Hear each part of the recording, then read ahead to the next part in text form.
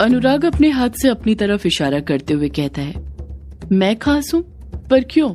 यक्षिणी अनुराग के सवाल का कुछ जवाब नहीं देती है, खामोश बैठी रहती है। उसे देखकर साफ समझ आ रहा था कि वो कुछ सोच रही थी और उसी सोच में वो पूरी तरह खो चुकी थी, जैसे वो उस घड़ी के बारे में सोच रही हो जब उसे अनुराग को अपना शिकार बनाना होगा, उसे मारना होगा। अनुराग यक्षिणी पर दबाव बनाते हुए फिर उससे पूछता है, तुम ऐसे चुप क्यों हो गई यक्षिणी? बताओ ना, मैं खास क्यों हूँ? ऐसा क्या है मुझ में? यक्षिणी अनुराग को देखते हुए जवाब देती है, जब तुम बड़े होगे लेखक बाबू, तुम्हें खुद पता चल जाएगा कि तुम खास क्यों हो। अभी बस तुम इतना जान लो कि तुम खास हो, खास नहीं बल्कि बहुत खास। तुम वो शख्स हो जिसका मुझे सदियों से इंतजार था। अनुराग यक्षिणी की बातों पर ज्यादा ध्यान नहीं देता है और बचकानेपन से बोल पड़ता है, मैंने कहा ना तुमसे मैं बड़ा हो चुका हूँ, तुम मुझे ये बार बार मैं छोटा हूँ मत बोला करो। तुम ना मुझे बताओ मैं खास क्यों? अनुराग ने अपने जिस हाथ में सेब पकड़ा हुआ था, यक्षिणी उसी हाथ को पकड़ते हुए अनुराग की कलाई को अनुराग को ही दिखाते हुए कहती है, ये तुम्हारी कलाई पर निशान देख रहे हो तुम? ये निशान तुम्हें खास बनाते हैं। यक्षिणी ने इतना कहा ही था कि तभी दरवाजा खुलने की आवाज सुनाई देती है। जैसे अनुराग के कानों तक ये आवाज पहुंचती है, अनुराग तुरंत अपना सिर राइट साइड घुमाता है और देखता है कि दरवाजा और किसी ने नहीं बल्कि दिलीप ने खोला था। दरवाजे पर दिलीप खड़ा हुआ था, जो कि पहले से ही गुस्से में लग रहा था। दिलीप अनुराग को देखते हुए हैरानी के साथ कहता है, तू किससे बातें कर रहा था? जैसे ही दिलीप अनुराग से ये सवाल पूछता है, अनुराग अपनी नजरें सामने करता है और वो देखता है कि एक पल पहले जो उसके सामने यक्षिणी बैठी हुई थी वो अब गायब हो चुकी थी। अनुराग समझ जाता है कि यक्षिणी वहाँ से जा चुकी थी, क्योंकि अक्सर ऐसा ही करती थी। जब भी अनुराग और उसके बीच कोई दूसरा व्यक्ति आता था, वो वहाँ से गायब हो जाती थी। यक्षिणी हमेशा बस अनुराग को ही मिलती, उसी से बातें किया करती थी, जैसे यामिनी युग को मिला करती थी। अनुराग कुछ जवाब नहीं देता है, वो घबराया हुआ अपने आसपास नजरें घुमाते रहता है। दिलीप गुस्से से भन्नाते हुए फिर उससे पूछता है, बोल किससे बातें कर रहा था तू? अनुराग झूठ बोलने की कोशिश करते हुए हकलाते हुए कहता है, किसी से भी तो नहीं भैया। अनुराग को हकलाते हुए देख दिलीप समझ जाता है कि अनुराग उससे झूठ बोल रहा है, क्योंकि अनुराग को झूठ बोलना नहीं आता था। जब भी वो झूठ बोलने की कोशिश करता था, वो हकलाने लग जाता था। दिलीप तेजी के साथ कमरे के अंदर कदम बढ़ाते हुए कहता है, तू झूठ बोल रहा है ना मुझसे? झूठ बोल रहा है? रुक जा, अभी बताता हूँ मैं तुझे, आज तो तेरी खैर नहीं। यही सब कहते हुए कमरे के अंदर चारों तरफ किसी को ढूंढते हुए दिलीप कमरे के अंदर कदम बढ़ा रहा था कि तभी उसकी नजर अनुराग के आसपास फर्श पर फैले 20-25 सेब पर पड़ती है, जो यक्षिणी ने अपनी जादुई शक्तियों से अनुराग को दिए थे, जो उसके जाने के बाद भी नहीं गए थे। दिलीप उन सेबों को देखते हुए कहता है, ये सेब, ये इतने सारे सेब कहाँ से आए तेरे पास? अनुराग घबरा जाता है, उसके कुछ समझ नहीं आता कि वो दिलीप को क्या जवाब दे। वो इतना तो जानता था कि अगर वो दिलीप को सच भी बता देगा तब भी दिलीप उसकी बातों पर यकीन नहीं करेगा, इसलिए वो मासूम बच्चे की तरह चुपचाप बिदक कर खड़े रहता है। दिलीप फिर अनुराग पर गुस्सा करते हुए कहता है, ये बुद्ध बनकर क्या खड़ा है? तू बताता क्यों नहीं ये इतने सारे सेब कहाँ से आए तेरे पास? अनुराग चुप ही खड़ा रहता है, अपने होंठ जरा से भी नहीं हिलाता है। दिलीप अनुराग को गुस्से से घूरते हुए कहता है, लातों के भूत बातों से नहीं मानते, लगता है तू ऐसे नहीं मानने वाला। जब तक तुझे मार नहीं पड़ेगी ना, तू अपना मुंह नहीं खोलने वाला, और मुझे अच्छे से पता है तेरा मुंह कैसे खुलवाना है। इतना कहकर दिलीप अनुराग के दोनों कान एक साथ पकड़ता है और उसे कसकर मरोड़ने लग जाता है। अनुराग दर्द से कराहते हुए कहता है, आ भैया क्या कर रहे हो? कान छोड़िए भैया, दर्द हो रहा है। दिलीप की ये पुरानी आदत थी, जब भी उसे अनुराग को सताना या मारना रहता था, वो सीधे अनुराग के दोनों कान मरोड़ने लग जाता था। अनुराग फिर कहता है, आ भैया दर्द हो रहा है, छोड़िए भैया छोड़िए। दिलीप अनुराग के कान मरोड़ते हुए ही कहता है, दर्द हो रहा है तो बताता क्यों नहीं ये सेब कहाँ से आए तेरे पास? अगले ही पल दिलीप के दिमाग में कुछ आता है और वो अनुराग पर इल्जाम लगाते हुए कहता है, चोरी, तूने चोरी करी ना? अनुराग तुरंत अपने आप को निर्दोष साबित करते हुए कहता है, नहीं भैया, मैंने चोरी नहीं करी। दिलीप आक्रोश में ही जवाब देता है, अगर तूने चोरी नहीं करी है तो फिर कहाँ से आए तेरे पास इतने सारे सेब? बताता क्यों नहीं? अनुराग और दर्द सहन नहीं कर पा रहा था। वो ये बात अच्छे से जानता था कि जब तक वो दिलीप को कुछ जवाब नहीं देगा, वो उसके कान नहीं छोड़ेगा, ऐसे ही मरोड़ते रहेगा। अनुराग दिलीप को सच बताते हुए दर्द से कराते हुए कहता है, बताता हूँ भैया, सब सच बताता हूँ, ये सेब मुझे यक्षिणी ने लाकर दिए हैं। यक्षिणी का नाम सुनते ही दिलीप का गुस्सा और ज्यादा बढ़ जाता है, वो गुस्से से आग बबूला होने लग जाता है। दिलीप और कसकर अनुराग के कान मरोड़ते हुए कहता है, तू फिर झूठ बोल रहा है, मुझसे झूठ बोल रहा है, जानता है ना इसका अंजाम क्या होगा। अनुराग अपनी बात पर अडिग रहते हुए कहता है, नहीं भैया, मैं झूठ नहीं बोल रहा हूँ, सच कह रहा हूँ, मेरी बात पर यकीन कीजिए, यक्षिणी यहाँ पर आई थी, उसी ने मुझे खाने के लिए सेब दिए थे, मुझे भूख लगी थी तो।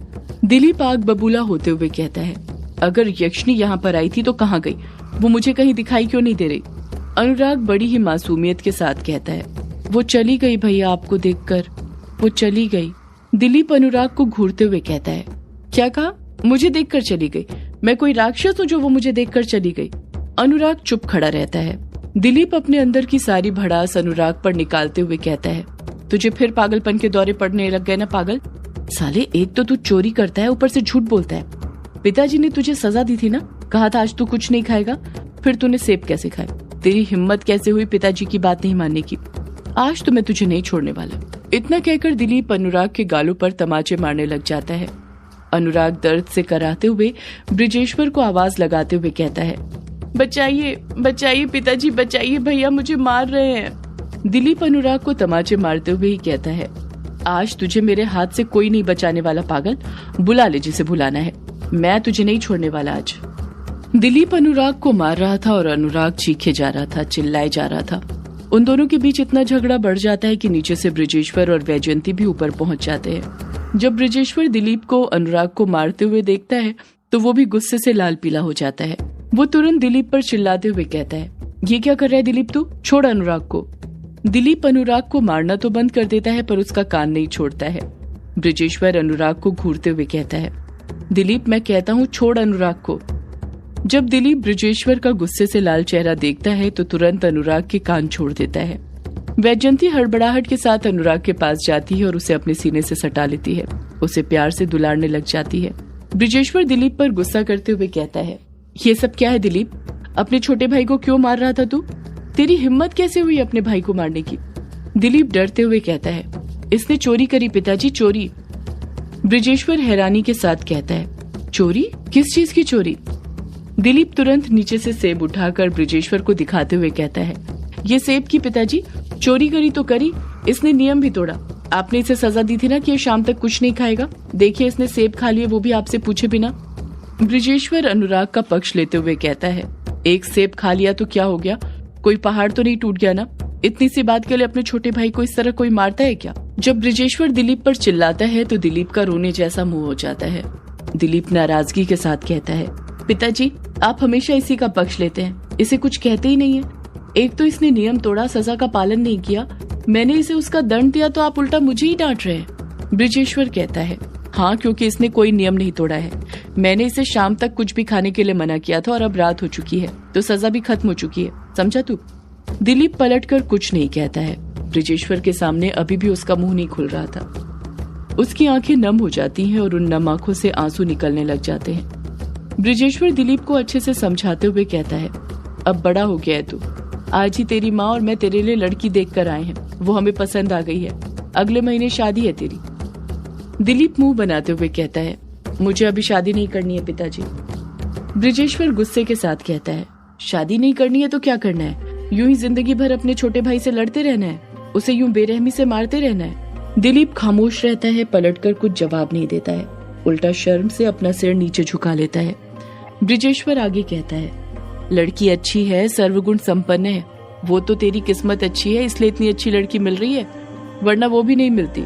दिलीप हिचकिचाते हुए कहता है, पर पिताजी।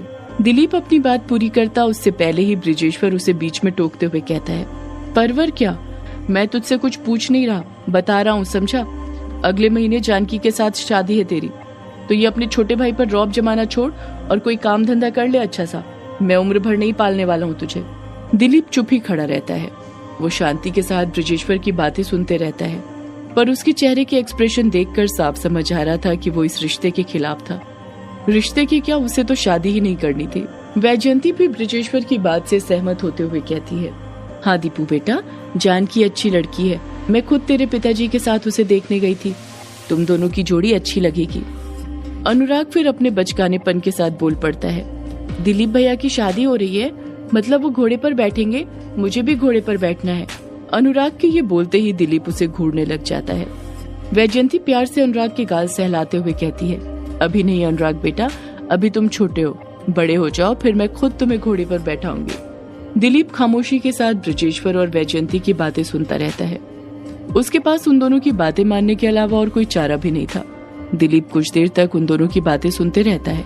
उन दोनों के कई बार समझाने पर दिलीप जानकी से शादी करने के लिए आखिरकार तैयार हो ही जाता है। वो हाँ तो बोलता है पर नाराजगी के साथ, और उसी नाराजगी के साथ वो उस कमरे से चला जाता है। उसके जाते ही वैजयंती की नजर कमरे के अंदर पड़े सेब पर पड़ती है और वो उन सेब को देखते हुए कहती है, इतने सारे सेब कहाँ से आ गए? घर में तो सेब ही नहीं थे, फिर तुम्हारे पास सेब कहाँ से आया अनुराग बेटा? अनुराग तुरंत बोल पड़ता है, ये सेब ना मुझे माँ सदियों से है पुरानी, ये है यक्षिणी की कहानी। यक्षिणी एक आग है, यक्षिणी तेरा ख्वाब है।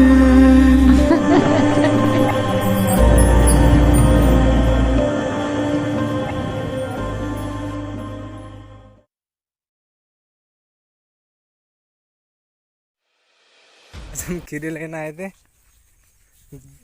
कमाल के। कितने खीरे तोड़े? 5। नितिन से पूछ ले। नितिन तू बता। लो, मजा आ रहा है नहीं खीरों में? बस तो मौज आ गई पूरी।